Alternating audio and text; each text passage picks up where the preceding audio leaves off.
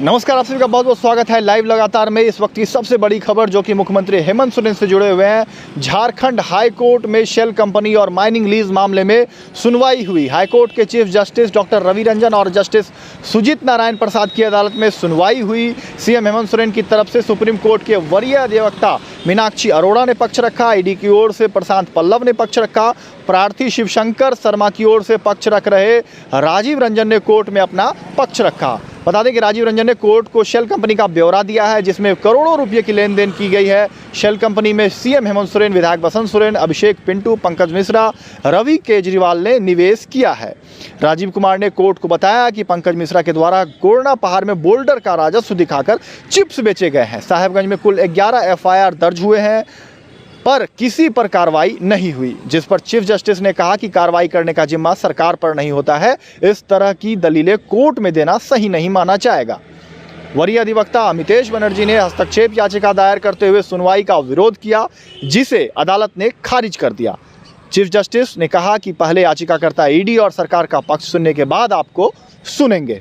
Lunch के बाद इस मामले में दोबारा सुनवाई शुरू हुई। कोर्ट ने मौखिक रूप से कहा कि हमने पंकज मिश्रा और पिंटू का नाम बार बार सुना है।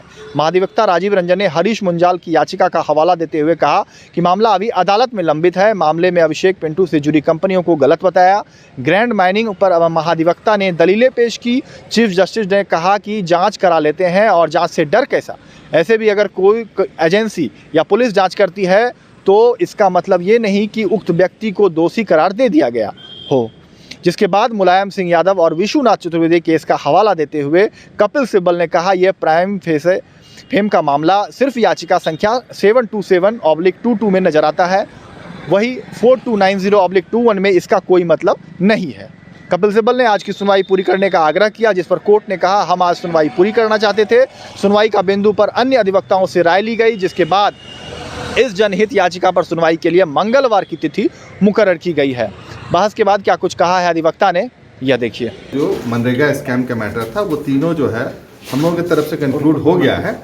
इसकी रिप्लाई जो है senior advocate mister Kapil Sibal साहब और एडवोकेट जनरल दे रहे थे, उसको मिस्टर सिब्बल साहब अपना आर्गूमेंट करे हैं, और पार्ट आर्गूमेंट उनका अभी कंक्लूड करना है। तो ट्यूसडे को पुनः इसकी सुनवाई के लिए डेट फिक्स किया गया है।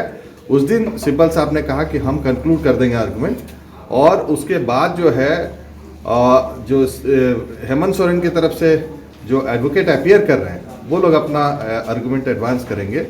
उसके बाद जो है ईडी के तरफ से आर्गूमेंट किया जाएगा कि क्या उनका स्टैंड है, और इसके लिए माननीय न्यायालय ने ट्यूसडे को रखा है कि ट्यूसडे को फाइनली इसको सबसे कहा गया है कि कंक्लूड करिए आप लोग। लेकिन क्या है कि मिस्टर सिब्बल का चूँकि सीनियर एडवोकेट हैं, बाहर से कनेक्ट हो रहे थे विदेश से, तो उनके द्वारा कहा गया कि हम ट्यूसडे को कंक्लूड कर देंगे आर्गूमेंट, इसी के लिए ट्यूसडे को रखा गया। अभिषेक श्रीवास्तव और पंकज मिश्रा जो कई लोगों का नाम आ रहा है पिटिशन में, जो पिटिशनर के द्वारा, उसमें अभिषेक श्रीवास्तव का, पंकज मिश्रा का और अन्य लोगों का भी नाम है।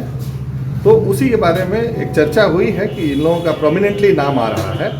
तो पिटिशनर ने सारे जगह, चूँकि जितना भी केसेस है, जितने भी एक्ट है, उसमें कहीं ना कहीं लोग इन्वॉल्व है, इसी के लिए हम लोगों ने आर्गूमेंट किया था, और उसमें पिटिशन में ही एफिडेविट पे हम लोगों ने दिया हुआ सारा। आज काफ़ी लंबी बहस चली है, तो उसका कहना है कि जो पिटिशनर का जो स्टैंड है या जो एलिगेशन है, उसमें हम पहला एलिगेशन तो मेजर जो एलिगेशन है उसमें है कि जो शेल कंपनियां हैं उसमें इन्वेस्टमेंट उनका कहना है कि नहीं है, क्योंकि कोई कनेक्टिविटी नहीं है, कनेक्ट नहीं है। दूसरा चीज़ ये है कि जिन लोगों का नाम दिया गया है वो जो बिजनेस है हेमंत सोरेन का, वो हेमंत सोरेन कहीं भी बिजनेस से कनेक्टेड नहीं है किसी कंपनी में। दूसरा उनका कहना था कि जो सोहराई रिसोर्ट, सोहराई जो लाइफ स्टॉक का है, वो जो कंपनी है, उसमें उनका कहना है कि हम लोगों ने तो लिया जरूर था 11 एकड़, लेकिन उसको वापस कर दिया है। माइनिंग के बारे में कहा कि उसको भी माइंस उनका लिया हुआ था, लेकिन चूंकि उनके तरफ से आज एडवोकेट अपीयर कर रहे थे, उन्होंने नहीं अभी उनका आर्गुमेंट हुआ है। लेकिन उनका कहना है कि और भी चीज़ें हैं, जैसे ग्रांट्स माइनिंग के बारे में भी चर्चा हुई ग्रांट्स माइनिंग के बारे में भी उनका कहना है कि जो फिगर दिखाया गया है पिटिशनर के द्वारा वो फिगर एग्जैक्टली वो नहीं है, लेकिन जहां तक हम लोगों का प्रश्न है हम लोगों ने अपना एक्सप्लेन कर दिया है, एफिडेविट्स भी है, उनका जो आर्गुमेंट है उसको माननीय न्यायालय जो है देखेगी और फाइनल मनरेगा वाले मामले है। स्टेट गवर्नमेंट की तरफ से मिस्टर सिब्बल को रखना है, कपिल सिब्बल साहब को। दूसरा जो मीनाक्षी अरोड़ा मैडम है उनको रखना है हेमंत सोरेन की तरफ से। तीसरा है कि इन्फोर्समेंट डायरेक्टरेट की तरफ से वो मिस्टर राजू अपीयर करेंगे या सॉलिसिटर जनरल साहब अपीयर करेंगे, उनको अपना पक्ष रखना है। तो ट्यूसडे को इसकी सुनवाई बेहद होगी। बड़ी खबर आज की यही है कि मेरिट पे सुनवाई शुरू हो गई। मेरिट पे सुनवाई शुरू हो गई और पिटिशनर प्रार्थी की तरफ से अपना आर्गुमेंट कर लिया गया है, पार्टली स्टेट गवर्नमेंट की तरफ से भी कर लिया गया है, और एक इंटरलोक्यूटरी एप्लीकेशन इंटरवेनर फाइल किया गया था, उसका भी पार्टली उनको भी ऑनरेबल कोर्ट जो है पार्टली सुना है और उसको भी उस दिन पार्टली सुनेगी कोर्ट, ऑनरेबल हाई कोर्ट। वो मनरेगा में जो हम लोगों ने आईए डाला था कि सीबीआई के लिए, तो शुरू में ही हमने प्रेयर किया कि हम जो है उस आईए को प्रेस नहीं करेंगे, क्योंकि ऑनरेबल हाई कोर्ट को अंडर आर्टिकल 226 एम्पल पावर है कि बिना इम्प्लीड किए हुए भी वो यदि ऑनरेबल कोर्ट डिसाइड करती है तो उसको हैंडओवर कर सकती है मैटर को सीबीआई को या किसी एजेंसी को।